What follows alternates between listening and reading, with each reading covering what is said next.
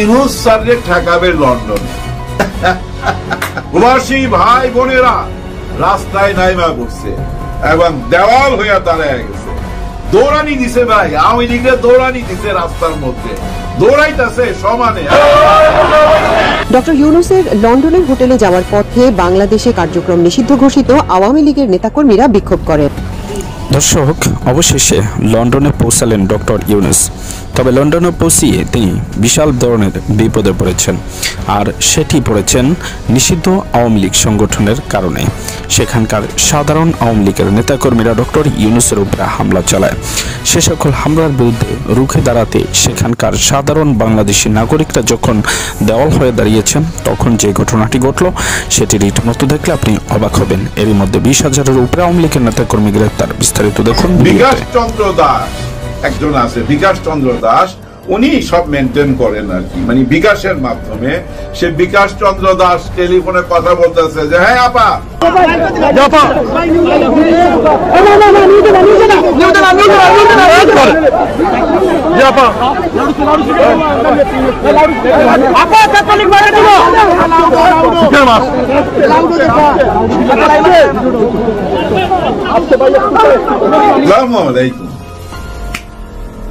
Sir এখন লন্ডনে, আওয়ামী লীগ তো হুমকি দিছে লন্ডনে দেখা নিবে।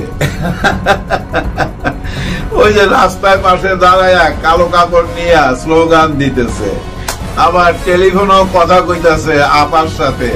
আপা আবার ইন্ডিয়া থেকে ওগুলা তদারকি করতেছে যে ঠিক মতো আন্দোলন হইতেছে কিনা।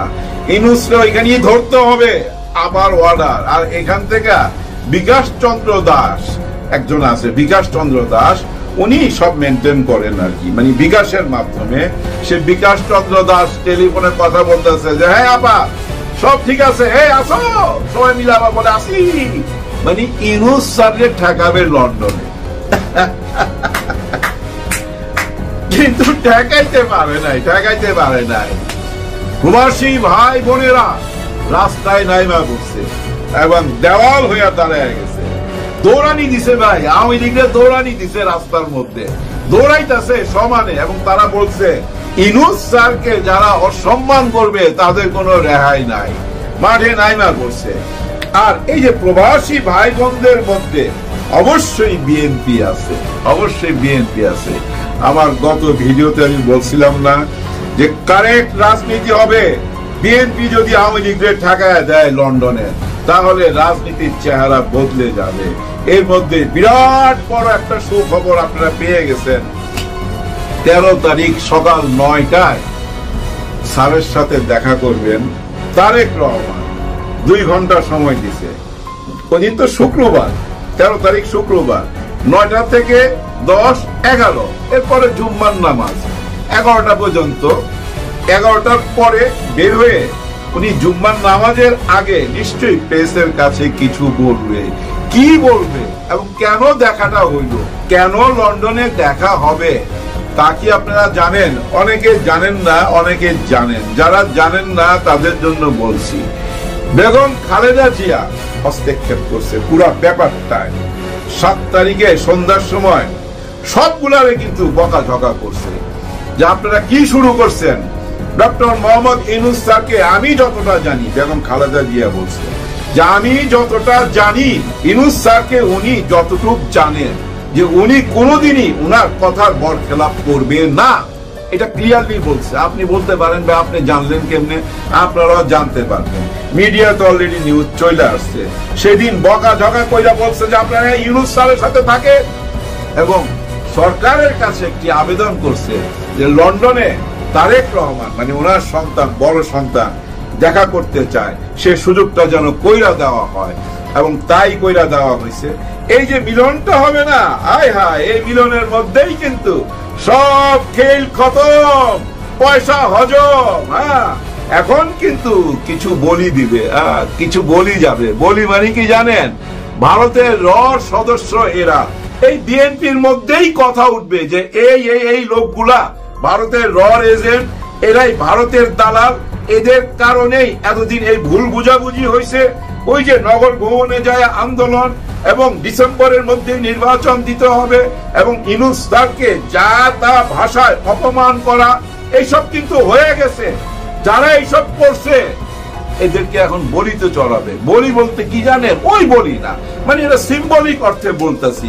এদেরকে এই বিএনপি থেকেই টার্গেট করে বলবে যে এরা ভারতের দালাল, এদেরকে পিছনে রাখো, নতুন নেতাদের সামনে আনো। এগুলারে দিয়া হবে না। এদের কথাবার্তার সাইজই তো ভালো না, মুখে কোনো হাসি নাই, সারাক্ষণ ইউনূস স্যারের পিছনে লাইগা রয়েছে। একটা দিনের জন্য শান্তি দেয় নাই গত 10 মাসে। ওই একবার শেখ হাসিনা বলছিল না এই বিএনপি কে একদিনের জন্য শান্তি দেব না, দেয় তো নাই, একদিনের জন্য শান্তি দেয় নাই। বাসের মধ্যে বোমা হামলা, রাস্তাঘাটে বোমা হামলা, পুরা দেশে অরাজকতা চালায়া বিএনপি রে নাড়ায় দিছিল না ভাই? একটা দিনের জন্য তো শান্তি দেয় নাই। কিন্তু বর্তমানের যে বিএনপি, যে বিএনপির কাছে আমরা অনেক কিছু আশা করছিলাম, তাদের কিছু নেতা একটা দিনের জন্য স্যারকে শান্তি দেয় নাই, ঠিক মতো দেশ চালাইতে দেয় নাই, প্রত্যেকটা পদে পদে বাধা সৃষ্টি করছে।